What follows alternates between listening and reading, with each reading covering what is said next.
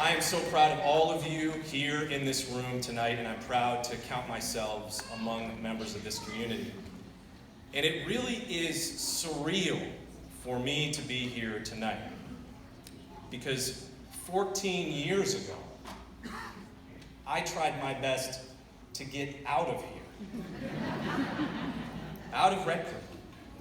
In fact, 3 days after I graduated, I headed out to basic training at the Naval Academy, what we called Plebe Summer. It was about as far from here physically, mentally, and emotionally as you could get.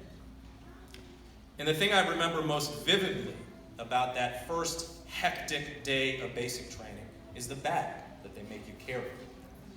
It's a deep green canvas bag, probably familiar to some of you, and it's empty at the beginning of the day. But as you go marching from station to station, it gets gradually filled with the issued items you'll need to serve in the military. Boots, socks, about 100 uniforms it seemed like, books, and a lot more. By the end of the day, that bag is so heavy and you are so tired that you don't know how you're going to make it through.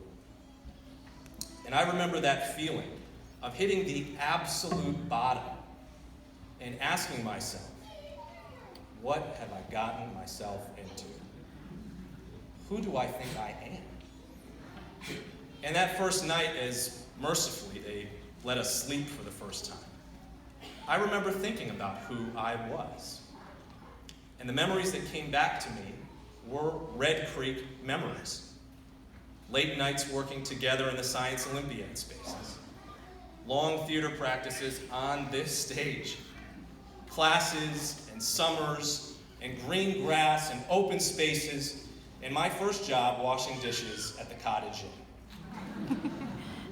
And I remember thinking, yeah, okay, I got this.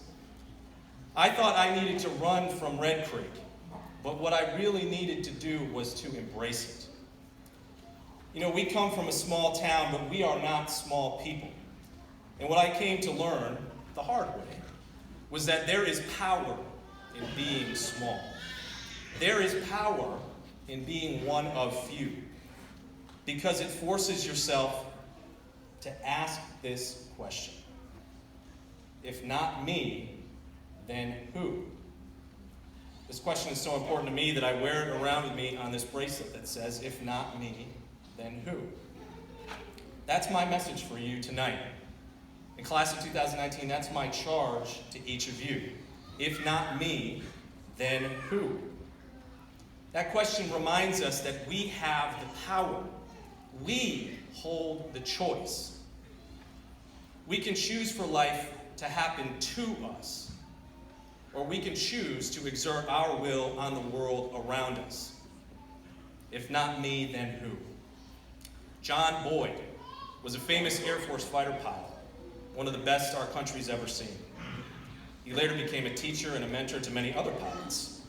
And one of the pieces of advice that he'd give to his mentees was that one day you will come to a fork in the road, and you're going to make a decision about which direction you want to go. If you go that way, you can be somebody. You'll have to make compromises and turn your back on your friends, but you'll be a member of the club, and you'll get promoted, and you'll get good assignments. Or you can go that way, and you can do something. Something for your country, for your Air Force, and for yourself. If you decide you want to do something, you may not get promoted, and you may not get the good assignments, and you certainly will not be a favorite of your superiors. But you won't have to compromise yourself, and your work might make a difference. To be somebody or to do something, which will you choose? There are plenty of people who want to be somebody in this world. They want the position, they want the title, they want the glory, but they don't want to do the work. We need more people who will do something, who are focused on getting to work. who understand the importance of that question, if not me, then who? And you might say, well, Roger, that seems like a lot of work, man. That seems pretty hard. I don't know. And you're right. It is a lot of work, and it is hard. But it's the hard that makes it great. It makes it right. Because we see every day around us the consequences of taking the easy road time and time again, of shirking our responsibilities, of failing to do the work in the short term until the tragedy strikes. You might think it's easier to let somebody else handle the problem, and many people outside of Red Creek think that. But we come from a small town and we know better. We don't have that kind of luxury here. If we do not act, if we pass the buck, kick the can down the road, or press skip instead of play, things are going to get pretty dicey pretty fast. Because for the first time in the history of our country, my generation is set to be worse off than the generation before us if we do not act. And that's to say nothing of your generation or my 2-year-old daughter's generation. Some of you might have heard of the greatest generation. Yeah, the generation that fought World War II and came home. After World War II, the greatest generation came home from war and started businesses, built savings and pensions, and celebrated the defeat of fascism and totalitarianism. Today, it has never been harder to start a business. We are saddled with student loan and credit card debt that last entire lifetimes in some cases. Hatred and mistrust are out in the open on our own shores. Problems that threaten our planet, from climate change to nuclear proliferation, from cyber warfare to addiction and overdose, remain unsolved. This nation is calling out for a new greatest generation. Another group of men and women who will rise to the occasion to do something to solve our problems. If not me, then who? There are those who might wonder if there's something of that new greatest generation on this stage tonight. But we don't wonder here, we know. There are people like Dan Smith. Dan, are you here? Raise your hand. Oh, hey. Dan, how's the lighting in here tonight? Is it pretty good? Yeah, it's okay. Yeah. If you don't know, Dan's kept the stage lighting perfect for a number of years now.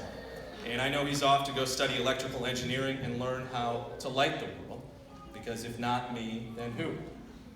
There are people like Emma Aruburu, who understands the importance of community by volunteering to play in the American Legion Band in her free time, because music lights our soul. And thanks to people like Emma, we get to enjoy it here at home. If not me, who, right?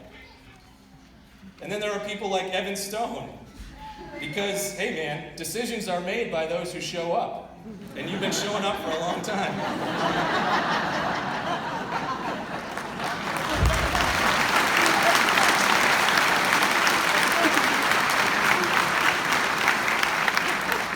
If not me, then who?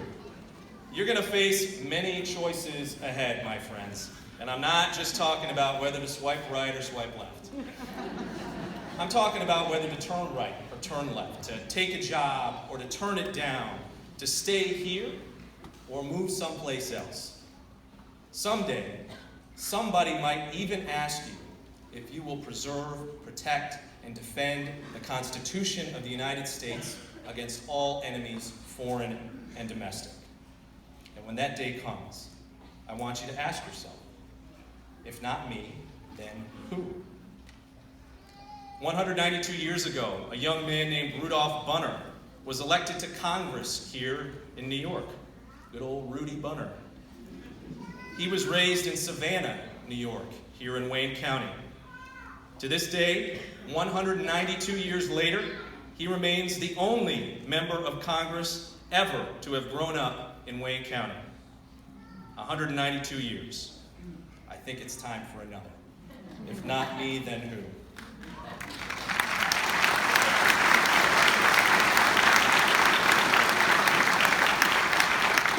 Do Do not become a footnote in the book that is being written about your life. As Mr. Cook back here would probably tell you, be the main character. Be the protagonist. President Kennedy once said that we have the capacity to make this generation the best generation in the history of humankind, or make it the last. And I wonder if tonight you guys will make that choice together with me. Here on this stage, we choose to make this the best generation in history, the next greatest generation. We refuse to make it the last. From Lexington and Concord to Omaha Beach and Iwo Jima to Ground Zero to right here in Red Creek, New York tonight. You are the next greatest generation, the new greatest generation, because you will remember, if not me, then who?